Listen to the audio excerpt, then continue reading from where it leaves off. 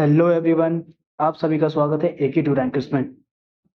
तो जैसा कि यूनिट 1, 4, 5 ऑलरेडी अपलोडेड है, तो अभी हम लोग करेंगे यूनिट 3 एंड यूनिट 2 जल्दी हो जाएगी अपलोड। एंड साथ में एक 2 आवर के अंदर हम लोग करेंगे पूरा 5 यूनिट, वो भी आपको जल्दी मिल जाएगा।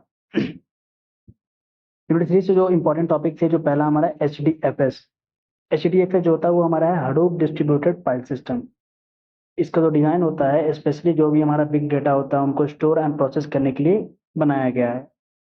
इसका जो गोल होता है, जो भी हमारे ह्यूज साइज के जो डेटा होते हैं उसको एफिशिएंटली स्टोर किया जा सके, एक डिस्ट्रीब्यूटेड आर्किटेक्चर का यूज करके। हम लोग जो भी लार्ज साइज की डेटा डेटा जो भी हमारे लार्ज साइज का जो डेटा होता है उनको प्रोसेस कर सके इफिशिएंटली एंड स्टोर कर सके। अब इसका डायग्राम है यहाँ पे हमारे पास। ये हमारा डेटा नोड्स है। रैक 1 में ये डेटाज है, रैक 2 में डेटा है। क्लाइंट यहाँ से स्टोर है ऐसे, फिर रीड करने के लिए क्लाइंट के पास गया, फिर मेटा डेटा यहाँ से, फिर नेम नोड पे। इसके अंदर जो जो कंपोनेंट्स है पहले वो सब लिख लेना है, डायग्राम बना लेना है। एंड इसके अंदर जितने भी हमारे कंपोनेंट्स है उन सबको क्या करना है, डिफाइन कर देना। तो इसमें जो पहला है हमारा नेम नोड। नेम नोड क्या होता है, इसको मास्टर नोड भी कहते हैं, नेम नोड को मास्टर नोड कहते हैं। ये HDFS का क्या होता है, एक सेंट्रल ब्रेन होता है। ये मेटा डेटा हैंडल करता है, यानी कि जो फाइल का नेम, साइज, लोकेशन, सब ब्लॉक्स, मतलब ब्लॉक्स का जो लोकेशन है, किस डेटा नोड्स पे ब्लॉक्स है, ये सब चीज़ों को क्या करता है, ये हैंडल करता है। जब कोई ब्लॉक, मतलब जब कोई क्लाइंट फाइल एक्सेस करता है, जैसे मान लीजिए कोई क्लाइंट है, वो किसी फाइल को एक्सेस करता है, तो सबसे पहले क्या होता है, वो रिक्वेस्ट कहाँ भेजता है, नेम नोड के पास भेजता है। और डेटा नोड हमारा क्या होता है, डेटा नोड, इसको स्लेव नोड भी कहा जाता है। जो हमारा डेटा नोड होता है उसको स्लेव नोड भी कहते हैं। ये एक्चुअल डेटा ब्लॉक्स को स्टोर करते हैं। जो भी हमारा जो एक्चुअल डेटा ब्लॉक्स होता है उसको क्या करता है, ये स्टोर करता है। हर फाइल के ब्लॉक्स को मल्टीपल डेटा नोड्स में स्टोर किया जाता है। मतलब जितने भी फाइल्स होते हैं, और जो मतलब जितने भी फाइल्स के जो ब्लॉक्स होते हैं, हर फाइल के एक ब्लॉक्स होता है। जो भी डेटा स्टोर या रीड करते हैं हम लोग उसको ब्लॉक्स के फॉर्म में करते हैं। तो जो भी फाइल्स का जो ब्लॉक्स होता है उसको मल्टीपल डेटा नोड्स पे स्टोर किया जाता है। बाय डिफॉल्ट 3 कॉपीज को स्टोर करते हैं। ये इसलिए करते हैं ताकि इन केस अगर नोड फेलियर भी हो जाए तो हम डेटा को रिकवर कर सकें। Data nodes regular heartbeat signal. Data nodes, देखिए यहाँ पे लिखा हुआ है कि data nodes regular heart beat signal send करता है नेम नोड को, ताकि सिस्टम को पता रहता है कि वो अभी तक जिंदा है, मीन्स अलाइव है, काम कर रहा है। इसमें क्लाइंट जो होता है वो यूजर या एप्लीकेशन होता है जो HDFS से इंटरेक्ट करता है। जो भी यूजर या कोई भी एप्लीकेशन जो HDFS से इंटरेक्ट करता है उसको हम लोग क्लाइंट बोलते हैं। क्लाइंट क्या करता है, नेम नोड से मेटा डेटा लेता है। मेटा डेटा का मतलब होता है डेटा का जो डेटा होता है उसको मेटा डेटा बोलते हैं। तो वो हमारा क्या करता है, मेटा डेटा लेता है एंड देन डेटा नोड से, नेम नोड से मेटा डेटा लेता है एंड डेटा नोड से क्या करता है, एक्चुअल डेटा पे रीड या राइट ऑपरेशन को परफॉर्म करता है। अब है हमारा ब्लॉक। ब्लॉक क्या होता है, HDFS में हर फाइल को स्मॉल पार्ट्स में ब्रेक किया जाता है। जो भी हमारे फाइल्स होते हैं उसको क्या किया जाता है, छोटे छोटे टुकड़ों में तोड़ा जाता है, जिसको हम लोग ब्लॉक करते हैं। उसी फॉर्म में इसको स्टोर भी किया जाता है। नेक्स्ट टॉपिक है डेटा रेप्लिकेशन इन HDFS। मतलब डाटा कैसे रेप्लिकेट करते हैं, मतलब उसका डुप्लीकेट फॉर्म कैसे HDFS पे स्टोर करते हैं। रेप्लिकेशन का मतलब ही होता है कि डेटा का मल्टीपल कॉपीज बनाना। और बाय डिफॉल्ट हम लोग कितने कॉपीज बना सकते हैं, 3। ज़्यादा भी बना सकते हो अपने अकॉर्डिंग। HDFS में हर फाइल को ब्लॉक्स में डिवाइड किया जाता है। और जितने भी जैसे फाइल जो हम लोग अपलोड करते हैं, स्टोर करते हैं, उसको क्या करता है, ब्लॉक्स में डिवाइड किया जाता है। एंड हर एक ब्लॉक की कॉपीज बनाई जाती है, हर एक ब्लॉक की एक कॉपीज बनाई जाती है। उसी प्रोसेस को क्या कहते हैं, रेप्लिकेशन कहते हैं। डिफॉल्ट रेप्लिकेशन फैक्टर हमको पता है, ये 3 होता है। और 3 डिफरेंट डिफरेंट डेटा नोट्स पे स्टोर होगी, ताकि अगर एक डेटा नोट से अगर वो फेल भी हो जाता है, करप्ट हो जाता है हमारा, तो 2 बचे रहेंगे, वहां से हम लोग कवर कर सकते हैं। अब है कि रेप्लिकेशन की जरूरत क्यों है। पहला हमारा फॉल्ट टॉलरेंस। फॉल्ट टॉलरेंस का मतलब होता है कि अगर एक डेटा नोड फेल हो जाए, जैसा कि हम बता रहे थे कि अगर एक डेटा नोड भी फेल हो जाता है तो उस ब्लॉक की कॉपी किसी और डेटा नोड में ऑलरेडी होती है। जाहिर सी बात है, एक जगह से फेल हो जाएगा, 3 कॉपीज है तो 2 और कॉपीज बचेंगे, वहां से हम लोग उसको ले सकते हैं। फिर है high availability. Same files multiple nodes में अवेलेबल होने से क्लाइंट फास्ट एक्सेस कर पाता है। फिर हमारा डाटा रिलायबिलिटी, हार्डवेयर फेलियर होने पर भी डेटा लॉस नहीं होता है। अब रेप्लिकेशन काम कैसे करता है। जब कोई फाइल एचडीएफएस में स्टोर होती है तो उसको ब्लॉक्स में तोड़ दिया जाता है। पहला काम है कि जो फाइल आया उसको ब्लॉक्स में ब्रेक किए, फिर हर ब्लॉक की क्या करते हैं, एक रेप्लिकेशन फैक्टर अकॉर्डिंग कॉपीज बनाई जाती है। जो भी मतलब कितना है उसकी कॉपीज चाहिए उसको हम पहले वो करते हैं, उसको रेप्लिकेट करते हैं। फिर नेम नोड डिसाइड करता है कि कौन से ब्लॉक की कॉपी किस डेटा नोड पे होगी। जो हमारा नेम नोड होता है, जो मास्टर नोड होता है, वो डिसाइड करता है कि कौन सी जो ब्लॉक होगी कॉपी की किस डेटा नोड पे हमारी स्टोर की जाएगी। अगर कोई डेटा नोड डाउन हो जाए, मतलब अगर फेल हो जाए, तो नेम नोड तुरंत रेप्लिकेशन कंप्लीट करने के लिए न्यू नोड पर कॉपी क्रिएट कर देता है। जैसे मान लीजिए कि एक नेम नोड पे हमको रेप्लिकेट करना है, लेकिन वो डाउन हो गया, फेल हो गया, तो क्या करेगा, जो भी हमारा डेटा नोड है वो दूसरे नेम नोड पे उसको करने की इजाज़त देगा या एक नया नोड नेम नोड बना देगा वहाँ पे।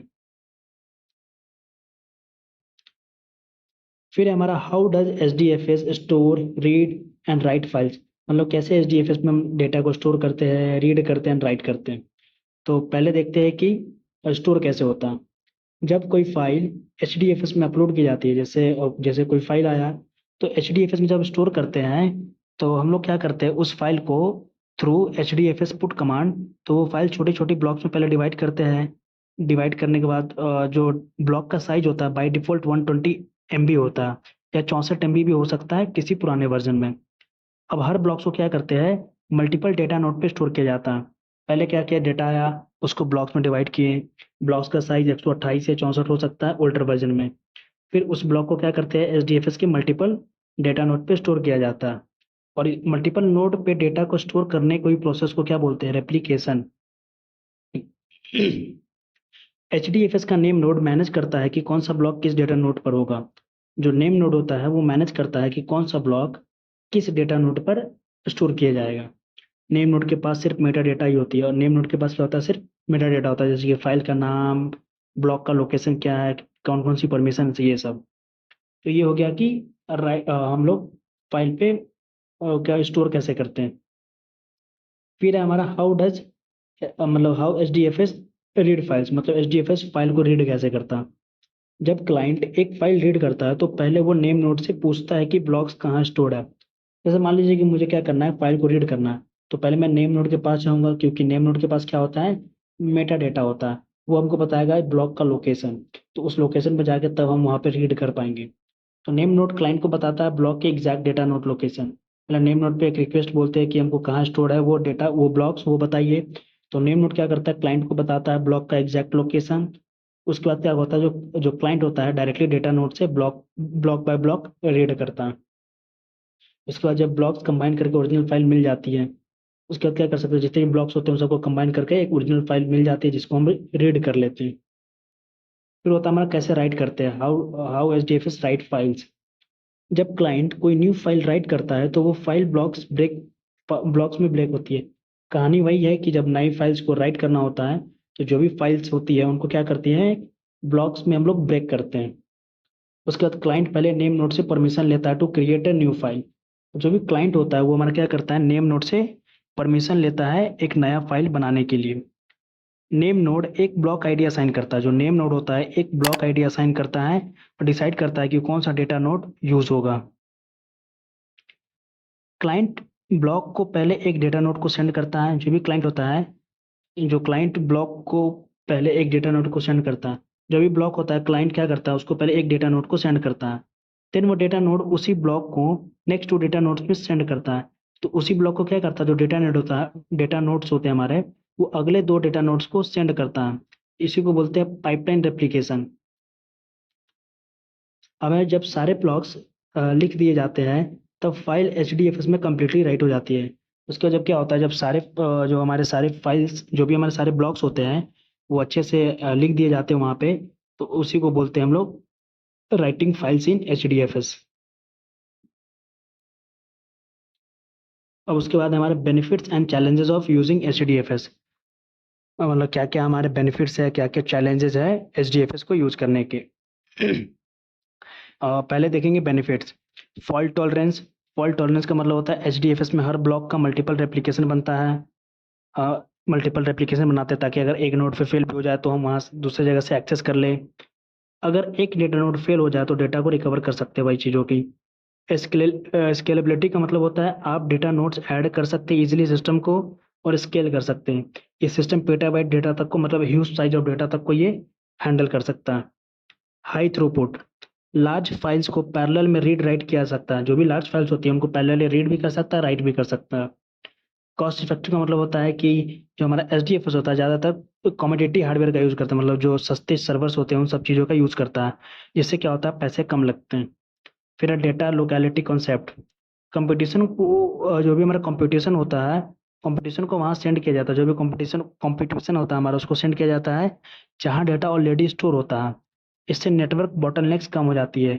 नेटवर्क बॉटलनेक का मतलब होता है कि ज़्यादा लंबा टाइम पाथ, मतलब जो भी डेटा स्टोर करने या एक्सेस करने में जो लंबा टाइम लगता है वो कम हो जाता है। एंड प्रोसेसिंग इससे क्या होती है, फास्ट हो जाती है। फिर हमारा चैलेंजेस ऑफ एचडीएफएस। चैलेंजेस क्या क्या है हमारे एचडीएफएस के। पहला स्मॉल फाइल प्रॉब्लम। अब ये क्या करता है, जो भी एचडीएफएस है वो ब्लॉक बाय ब्लॉक हमारा फाइल को स्टोर करता है। तो अब स्मॉल फाइल आएगी तो उसको भी ब्लॉक ब्लॉक करेगा, ब्लॉक में डिवाइड करके। इससे क्या होगा कि जो मेमोरी होगी, जो नेम नोड का मेमोरी होगा वो ओवरलोड हो सकता है। फिर हमारा सिंगल पॉइंट ऑफ फेलियर। अगर नेम नोड क्रैश हो गया तो पूरा एचडीएफएस इनएक्सेसिबल हो जाता है, क्योंकि नेम नोड पे क्या होता है, जितने भी हमारे डेटाज होते हैं सब स्टोर होते हैं। फिर है latency in right operations. Latency का मतलब होता है डिले होना। जो भी राइट ऑपरेशन में डिले होता है उसको बोलते हैं लेटेंसी इन राइट ऑपरेशंस। उसके बाद है not suitable for real time access. जो भी एचडीएफएस हमारा होता है वो किस लिए होता है, बैच प्रोसेसिंग के लिए। रियल टाइम में डेटा को एक्सेस करना ये सूटेबल नहीं है, मतलब इसमें नहीं कर सकते हम लोग।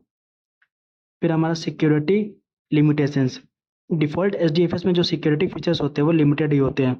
एक्स्ट्रा टूल्स जैसे कि हम लोग जो यूज़ करते हैं, कैरबेरोस का यूज़ करते हैं, पड़ता है फॉर सिक्योर ऑथेंटिकेशन, मतलब जो भी ऑथेंटिकेशन के लिए हम लोग जो यूज़ करते हैं, कैरबेरोस का यूज़ करते हैं, जो एक टूल होता है जो सिक्योरिटी के लिए यूज़ होती है। अब है सेटअप है हडूप क्लस्टर, मतलब हडूप क्लस्टर को कैसे हम लोग सेटअप करेंगे। तो पहले देखते हैं कि हडूप क्लस्टर होता क्या है। हडूप क्लस्टर क्या होता है, क्लस्टर का मतलब होता है जो भी हम छोटे छोटे टुकड़ों में तोड़ते हैं उनका एक ग्रुप, क्लस्टर। हडूप क्लस्टर एक ग्रुप ऑफ कंप्यूटर्स, मतलब नोड्स होता है, बहुत सारे नोड्स का जो ग्रुप होता है उसको हम लोग क्लस्टर बोलते हैं।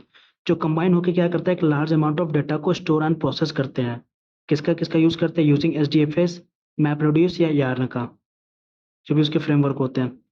अब इसमें है कि पहला क्लस्टर का टाइप चुनेंगे कि किस टाइप के क्लस्टर हमको बनाना है।